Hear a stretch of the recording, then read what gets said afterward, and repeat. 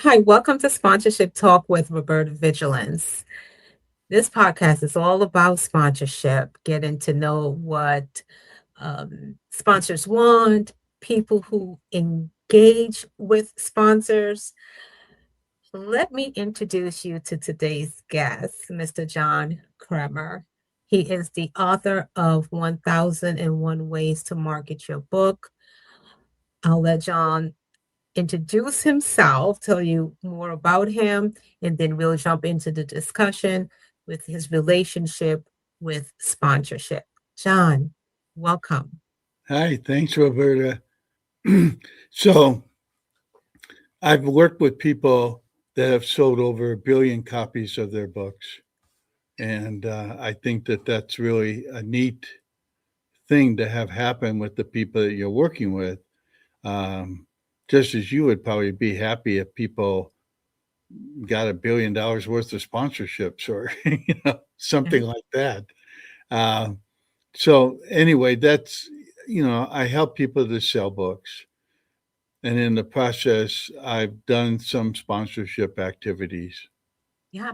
Well, let me just say, absolutely. If I can bring in $1 billion of sponsorship, whether it's just one deal or different deals coming together, that would be great because it means that we've made a great impact. We've helped people achieve their goals. So I Right. know those, yeah, absolutely. And I just want to say for the record, I met John. I reached out to John. It was sometime in maybe 2008, I believe, 2009. Not sure how we came together, but I know that it was in my inbox and I reached out, or I saw him and he reached out to him, and that's how he got into my inbox.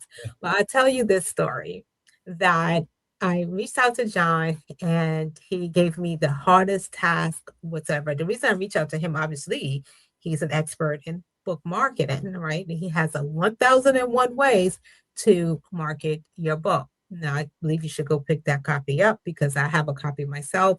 And as an author, there's so many different strategies, methods you can use to gain visibility as well as we all want. The bottom line, sales, right? For to sell our books. So I reached out to John, and this is after I wrote my first uh, edition of How to Secure Sponsors Successfully. Was not an author, didn't plan on being. I just wanted to share this information of how to secure sponsors and decided to put it in a book. And John, I don't know if you know this story or not, right?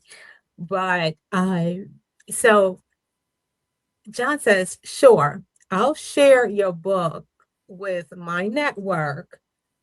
What I need you to do is write a 600 word article. I kid you not, John, that was the hardest task ever. Okay. And I've just written a book with a lot of words in it, but 600 words. When I say it was hard, and we didn't have ChatGPT at that time, or you could throw anything in, it just all came from within. And when I told you I wrote exactly 600 words, it was exactly 600 words because you put it in Word document and it counted for you. It was 600 words or characters. And we still have that article, and you can find it just John Kremer, Roberta Vigilance. You put those two names in, it should come up. I don't know, John, if there's a better way to find that article. I'm sure there is, but I'd have to find it first. Yeah, and you're super. You're great with technology too. Learned that. I realized when I put Roberta Vigilance in with author, your name comes up. So that's great. So, John, tell us about your relationship with sponsorship as a book marketing expert. Yeah, when I think it was the third edition of my 1001 Ways to Market Your Books, I decided I'd have sponsors. So I invited different people that I knew that were service providers, uh, graphic designers, editors, publicists, book printers, distributors. Those were some of the people that I invited. And I said, if you write an article for me up to 2 pages long, about 500 pages, I gave them the same exercise to do as you. I said, I want a useful article that relates to what you do. And then I will feature, your name, contact information, and what you do at the end of that article. And I ended up getting, I think it was around 30 sponsors the first time I did it. And they each paid, at that time, I think it was $1,000 each. But Amazing. the really neat thing about it is that allowed me to print 10,000 copies of the book, which is what I promised them they would get exposure. And so Okay. I actually printed 10,000 copies of the book and distributed them and sold them.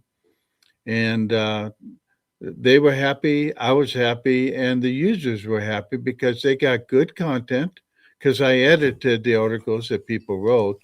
So, I knew it would be good content. And it also exposed them to some service providers that I had given a stamp of approval to. So the Right. service providers not only got exposure in the book, but they got my stamp of approval as a book cover designer that I like, something like that.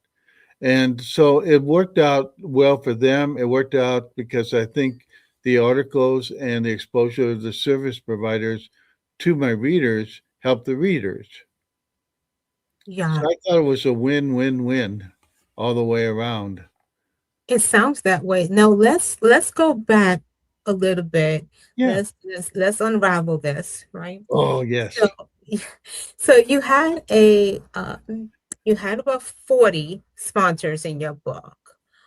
30. Each 30. You had 30 sponsors in your book. Each one you charge $1,000. Now if I can Right. add, that's $30,000, Right. right? So before we even get to the sponsorship, before we get to the money, I would like to know what I would like to start with the mindset. How did you decide, okay, let me get sponsors for my book? And then you went through bringing the relationships. I will believe you had the relationships and Right. converting those relationships into partnerships, into a sponsorship partnership. So if you could just take us from the very beginning when you just said, let me get sponsors because this is your third edition. Why not the first? Why not the second? How did this come about? Right. Well, why not the first and second? Simply because I hadn't thought to do it. But by the third edition, I wanted to showcase how you could get sponsors for a book. So I wanted to use my book as an example for the reader of what a sponsorship might look like. It's just one example. And so I chose to do it by having them sponsor articles that they wrote, the sponsors. And that way they contributed some good content to my book, but it also provided them the exposure that they would want. But Right. I wanted to give it again as a working example of what you can do with your own book to get, to get more income from the book even before you publish the book. Yeah. And then in your book, one of those ways, of the 1001 ways, is to get sponsorship, is Right, to bring a sponsor in your book. And I know with How to Secure Sponsors Successfully, my third edition, I learned about that's when I learned about, start to hear about bulk ordering. People purchasing. I didn't know anything about this. No one right. taught me this stuff. And that's when I learned that okay, I can get a sponsor to buy my book in bulk. And I've gotten that in exchange for the money that I receive is to place that sponsor in the book, and then they gave the book to their members. So that is brilliant. Well, can I add something there? I Yes. did offer to all the sponsors, like I said, I'll give you a case of books. Uh-huh. So, and the case, because the book is a big, thick book, so a case is 12 books. Okay. So Okay. I sent a case to each one of the sponsors. And the neat thing is, of course, they gave them away. So the word of mouth started to generate right away because they were giving the books away to their customers. Other people were saying, wow, I want that book. And they have to go buy it because the sponsor's already out of their 12 books. But That I did that with all the sponsors, at least for the first, that third edition. I don't know if I did it for future editions, but I did do it for that one so that they had copies to give away. Yeah, that's the beauty. That's the long term, right? Because we look at some people, the industry, it's like superficial, right? With numbers. I mean, numbers are real. We need numbers, but Yeah, 12 books. When you look at the touch point, right? 12 books probably sold. I don't know what's the number. If it sold 50 or 100 or how many more is that touch point, yeah. right? Someone else tells someone else about the book. What I would like to know is, was there a strategy behind it? So you give you give a box of book, a case of books, Yeah. right, to each sponsor. Did you have a plan that said, well, to track like what happened after, or did you just give it and It just kind of it move it on? wasn't an easy thing to track, what did each sponsor do with the books? Um, and so I did not try to track it, but Okay. I do know that all the sponsors did give out the copies they had at some point Of course. in the lifetime of the book. Yeah. And I know that it did cause word of mouth, which is the primary way to sell books anyway. So the more people that were talking about the book, the more likely it is that I would sell more copies. The greatest thing about history is preserving that moment, your story, and the best way to do that is how within a book, right? The Right. timeless pieces. So that sponsor will then live on forever. Some get it and be like, yes, I want to live on forever. Let me place myself in the book. Like they're not authors. So you use authors to get into the book. That storyline matches their brand, Yeah. image, story, etc. Now, were you being that strategic, or did you just use your relationships to get sponsorship? Well, I did use my relationships to get sponsors. Okay. So the sponsors that and they were only people or companies that I actually would want to be associated with my book. Obviously, I don't want to pick up somebody that will pay me 1,000, but their message doesn't match my book or their activities don't match my book. So Okay. I was careful that, I didn't want my book to be colored by any kind of, wrongness that one of the service providers got involved with for whatever reason. So I didn't approach any scammers. I didn't approach anybody that doesn't do a good job with their service, things like that, because I wanted it to actually enhance my book, not draw away from it. Alignment is very important. I It totally is. agree. Well, and it's important for the sponsor as well as for the person that's being sponsored. Yeah, and the Because the readers as sponsor, well, yeah, because they're trusting you. They're trusting you to give them a good product. yeah, So if you bring in a partner, a sponsor that that doesn't match what you really believe in, like show me your sponsor and tell me who you are, kind of thing, yeah, then you can lose trust in readers. So yeah, yeah. alignment And I is didn't want to use, I wanted it to be a trust enhancing rather than, being something that would cause problems down the road. So, and the neat thing is, all the sponsors I had, almost all of them re up for the next edition. And so it was easy to get sponsors for the next edition because I already had them, and all I had to do was say, "Do you want to be in the book again?" Yeah. It was an And, easy yes. and almost all of them said yes. I think there were a couple that were having financial difficulties or something and couldn't sponsor again. But I got a couple of new ones to replace them, so it worked out fine. The really neat thing is that for me, it meant that I basically got the books for free because it cost me $30,000 to print 10,000 copies because it's a big, thick book. Yeah, you didn't have to come out of pocket. It didn't have to come out of pocket, which was nice. And it meant that essentially every book I sold was total profit. Yeah, absolutely. That's the beauty. So let me let me ask you this, right? What you know now when it when we're talking about book sponsorship compared to when you started, what would you have told your emergent self, right? The younger version of you, what would you have said to yourself? Anything, maybe just you did a good job, or I could have done it this way, or Well, the first thing I would have told myself is make it 2000. It's one of the things that we as authors, we so often undersell our value. do. And I essentially did that with that. I should have charged 2000. I And mean, I would have gotten them to pay. yeah.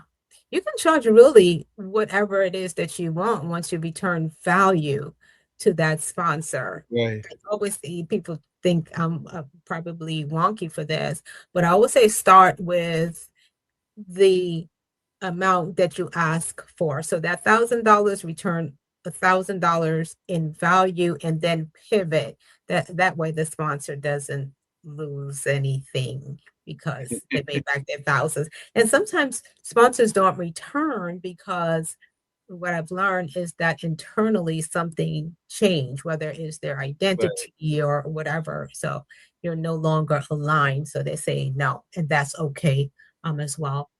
So, go for you. You were able to attract more sponsors. And what one of the things that I truly believe in is keep your sponsors. If you're good at staying in contact and you can prove that you provided value, like keep the relationship, I agree, and keep your sponsors so you don't have to look every time for new sponsors. Let new sponsors be new money or let it replace a gap, right? Yeah. And most of the sponsors I already knew from attending different conferences and conventions.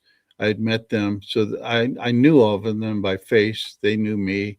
They knew what I did. They knew my previous editions of the book and how well they were received. So it wasn't hard to convince them. Now, if you don't have those relationships, then you have to figure out a way to build them. Fortunately, I had those relationships, Yeah. but And I'm I didn't create the relationships to sell sponsorships. right. They were just relationships, people I liked, people that were doing good work, and I respected what they were doing. And they're aligned with your 1001 ways of Right. market. They're aligned with marketing and books. Yeah. On the other side of the spectrum, a lot of people say, well, I'm first time I'm writing in a book. I'm a nobody. I don't have a following. I don't even know how to write a book.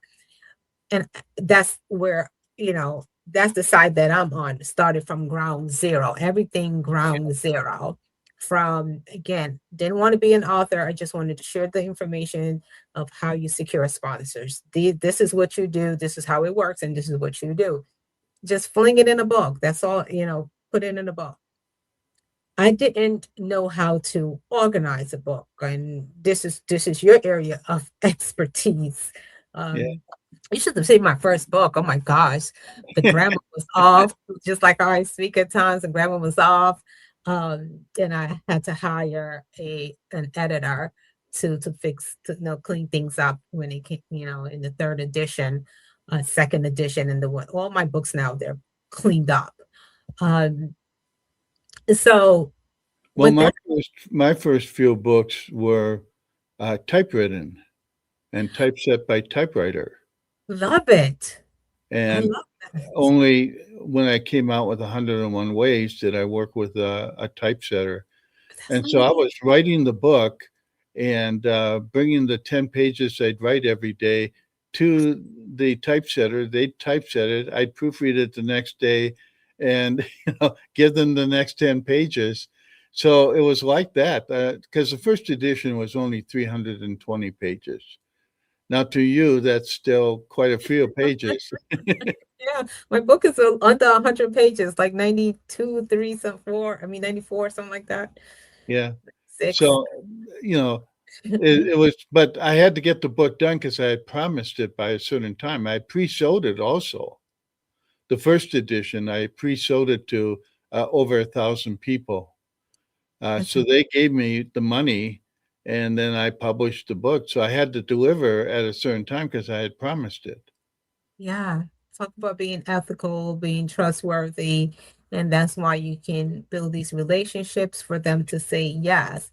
And if you don't, it's okay. If you don't know anyone, if you don't have a relationship, if you know a lot of people and they don't align with your story, with your doing, then start from ground zero. Find the ones that do, reach out to them, and secure them as your sponsors, convert them into your sponsors. Well, to me, any author that's writing a book at some point should be in that market. In other words, if they're writing a book about cats, they should love cats. Yeah, of course. And so then they should know the cat sites and the cat, Yes. the cat groups on Facebook and LinkedIn and so on.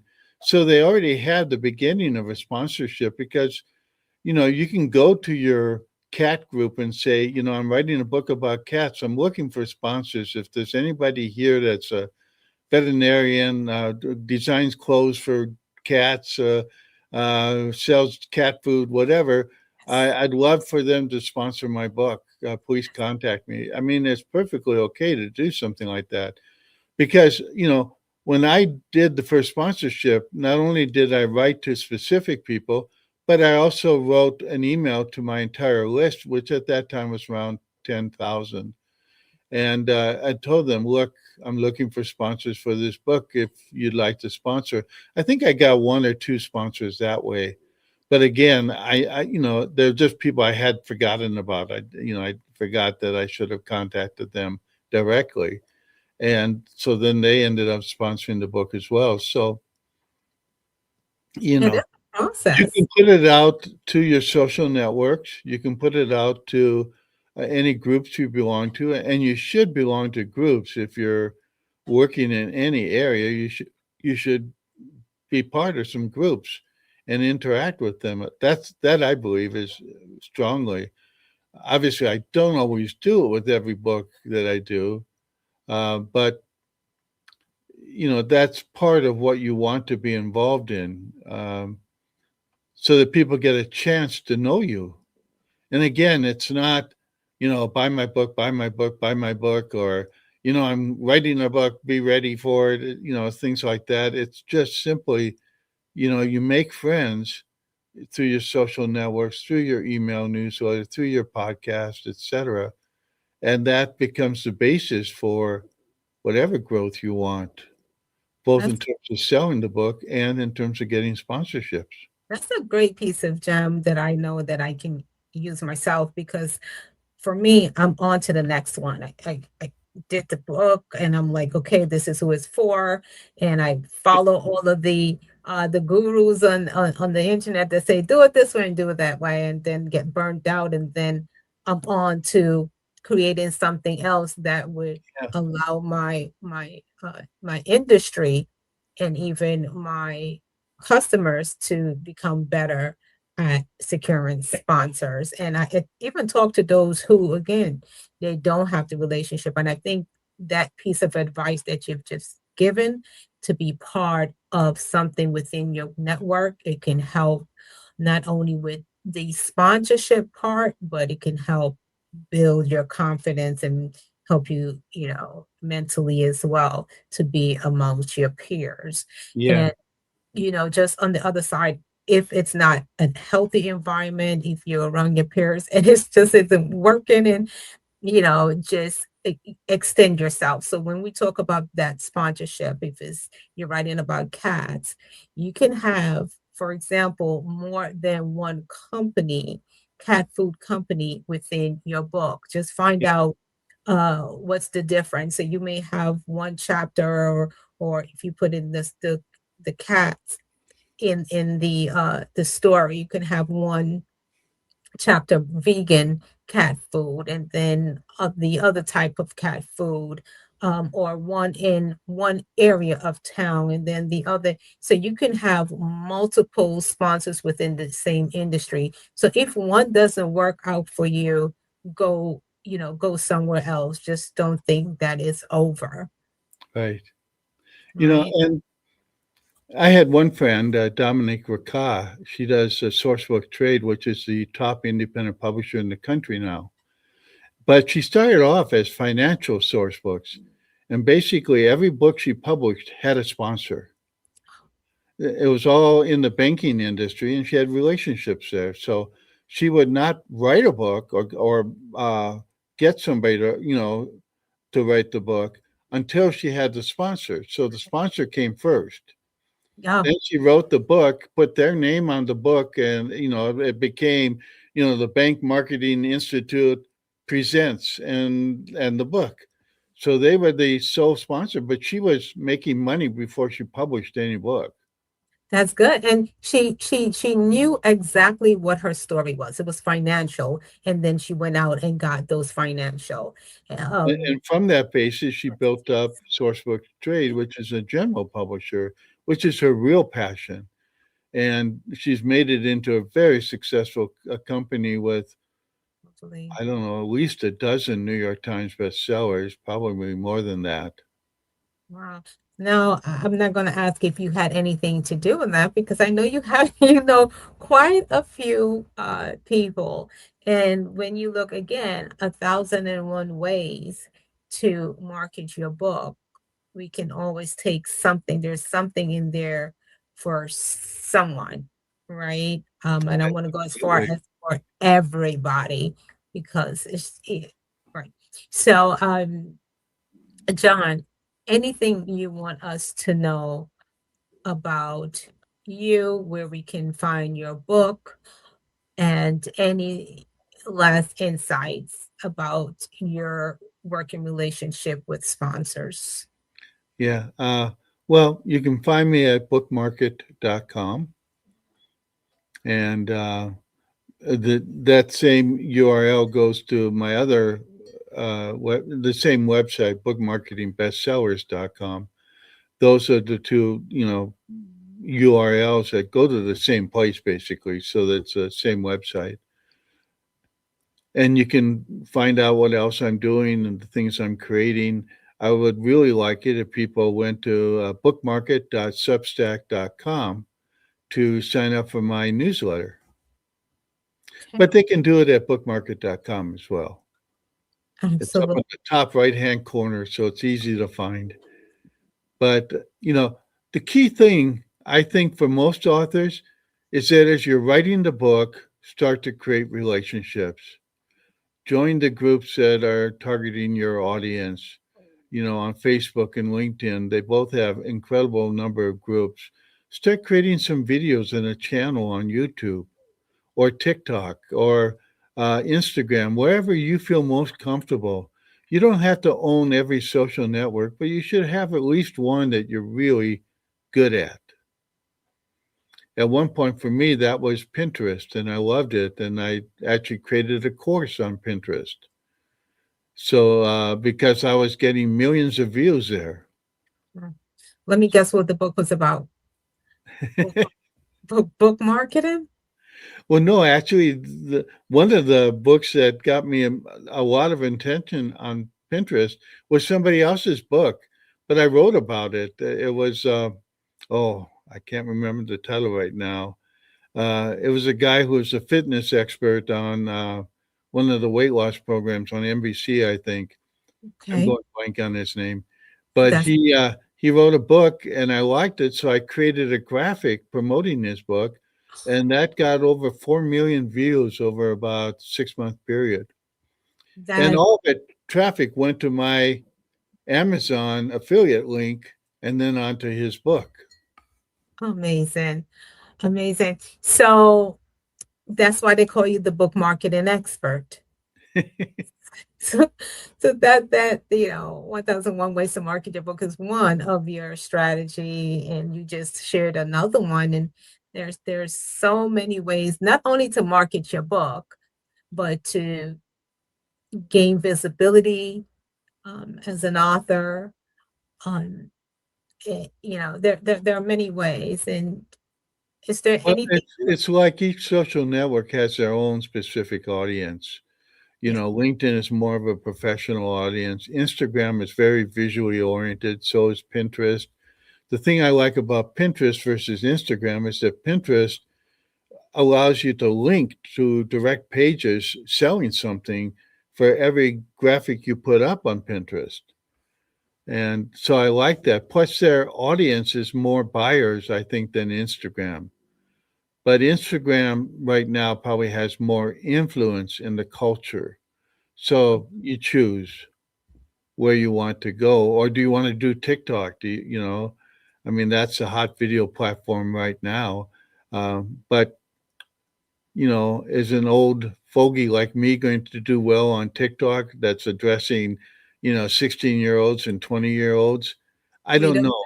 I'm on But TikTok, but I haven't, probably my main images probably got 500 views, something like that. But, nothing major, but not bad. not bad. I'm not tech savvy. You see this my screen right now, it's blurred, and I played around with the fade, and I am not her. I am no tech savvy. What you see here, this is what you found. I'm going to continue to mess around with it until I outsource this service. Um, It's, you have to make choices all the time. So for me, TikTok, LinkedIn are not that important, even Instagram. I'd rather do YouTube and Pinterest, or and what I should do more of right now is Rumble. so you Uh, say you a lot of must. people think Rumble is just all politics, but it isn't.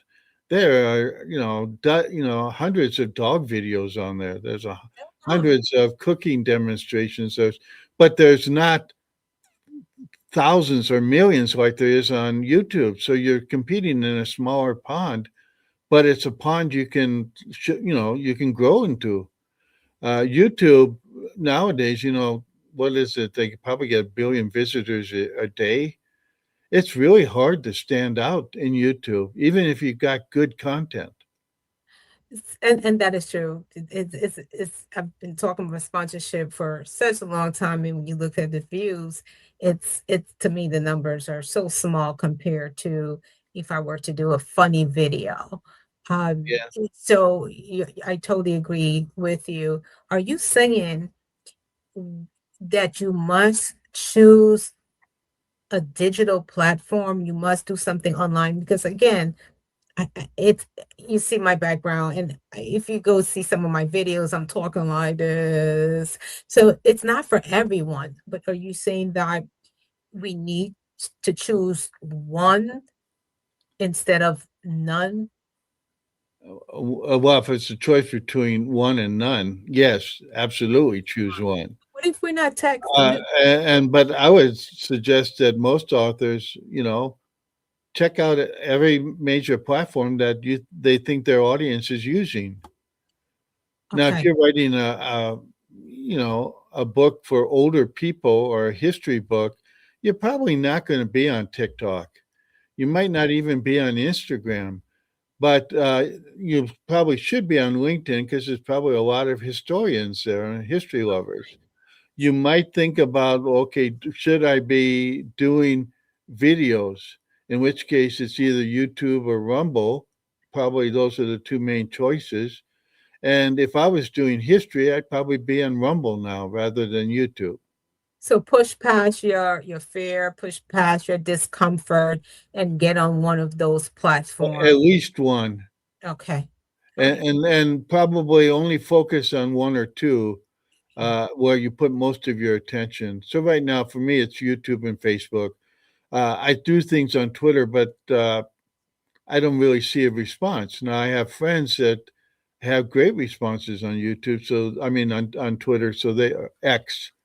Yeah. Should call it by its new name. Uh, I still like Twitter better than X, but that's me. Yeah. Uh, It's with but everyone. it's something that you try out different platforms and you see which ones really work well for you. The Yeah. thing I like about Pinterest is, really all about how to. How to? Yeah, a lot of the stuff is how to Really? travel, cooking, home decor, fashion, things like that. That goes really hot in Pinterest, and you can do very well there if you start to build up an audience. I'm on Pinterest. And that's the thing. I'm on so many different platforms. I don't remember which ones I'm on. I don't remember all of the password. I think right now I'm locked out of my IG. This is my third time starting again on LinkedIn. Yeah, it's a lot of moving I've parts. done that. I've done that too. So I understand, and that's because you learn over time. Okay, here's the ones I'm going to focus in on. They seem to be doing the best return for what I'm doing, and Yeah. that's how you have to figure it out. So I'm passively on things like LinkedIn and Instagram, but I'm not really that active. Okay. Can you share your YouTube channel with us? What's the Uh, name of your YouTube channel? it's YouTube/John Kremer, Okay. just like it's spelled there. Okay. Good. Good, good, Right, good, good. right there. So that's John, John, and Kremer, Kremer. If you are then listening and you're not watching this video, John Kremer on YouTube. That's how you find John. There's a neat thing that's going on now. Which platform is it now? That's Apple is now switching to supporting video podcasts, Okay. Okay. and I suspect that it's going to become a very hot platform for video very quickly. Watch out, YouTube. Yeah, Yeah. Competition. and Rumble. Watch out, Rumble. Watch out, Rumble. Rumble's been around for a while. I believe I'm on Rumble as well. When I joined Rumble, or when I looked at Rumble, don't remember which one it is. It was a lot of, just as you mentioned, a lot of news, political, a lot of politics. And I'm like, this is not where I want to be. It was very busy. But, Um, it's like any other social network. If you start liking dog videos or cooking videos on Rumble, that's what they'll start to show you. And then if you sign up to follow any of those channels, that's what they'll show you. Facebook has it down to a science. If I click on something, whether it's an ad or an image, Facebook says, "Oh, more." yeah, and yeah, shows me more of that. And Pinterest does the same thing. Pinterest will know right away what you're clicking in on. Even if you're clicking in on the emails they sent you and you click on those images, they know it, they track it all. yeah. And then they show you more of that. So you can actually control what you see by training the social networks on what you like. Makes sense. And that's the same way you can track the sponsorship return, whether it's ROI or something else. Is one simple way is placing a QR code in your book, Yeah, and then readers can easily, if it's print, they can easily scan it, and then they go to that sponsor page and have the experience with this sponsor. Or yeah. if it's an ebook, you put the link in there, and the same thing can That's happen. an interesting thing. There was a time for about 5 years where QR codes weren't used at all. They had been very popular and then they just died. But they're coming back now. I see them in magazines and all the time and in ads. So It's a they're great, obviously working again, and they're producing results, so people are using them. yeah, yeah. QR codes is QR codes are good. When you use it, when you know how to use it. And I Yeah, think it's just a great tracking method. Um, great promotional tool for sponsors. Sponsors can tell who came to their website because of the book, because of yeah. whoever you're, right? They can actually tell. And that's how you can go back and say, listen, I brought 600 people to you, or 6 million, whatever the number is, or 1 billion people to you, and show them proof. They might have paid $10 million to gain access to 1 billion. Who knows? All right. So the It's metric, amazing what, sponsors will pay, yeah. social media stars. They get thousands and thousands of dollars just to tweet out something. And that's still happening, so it's not something that happened before, but it's still happening. Same with YouTube videos and Facebook posts and so on. People can track those things, and then they can decide, do I want to sponsor that's TikTok star? I think things, to keep things simple is where we may be heading, and I don't know. Keeping things simple, meaning knowing your story, know who you're writing your book for. Now you're the book marketing expert here. You can correct me when I'm wrong. Just speaking from my POV, my point of view, is keep things simple. I remember someone I met when I used to visit my granddad in where he lived in the senior citizen place, and there was this man there, and he loved playing music, and he was just same around the same age group, but he was just all over, and he loved music, although playing, singing, performing for an audience. And one of his songs, or on his CD, he actually said it's like a slogan, is the kids method: keep things simple, stupid, or keep it stupid, keep it simple, stupid, something like that. The message pretty much said, just keep things simple when you're writing your book. Know what the message is, know who your target audience is, and then find a partner, find a sponsor, a brand, a product that is targeting your audience, and go to them and ask them for the sponsorship. Of course, you have to, everything in the middle, but that's really the process, is to keep things simple. Yeah. All right, John, thank you so much for taking time out of your busy schedule. Truly appreciate it. Thank you. And listeners, thank you for tuning in. Great topic today. You know where to find John, right? We go to bookmarket.com. That's bookmarket.com. Find John, follow up with him, ask him any questions. If you are an author and you have questions, please do reach out to John, but definitely pick up the book, 1001 Ways to Market the Book, and you'll get to see the sponsors who are in there. Okay. All right. Thank you for tuning in. Until next time, continue to plan your events and secure sponsors. Take care. Thanks. Thank you, John. Yep.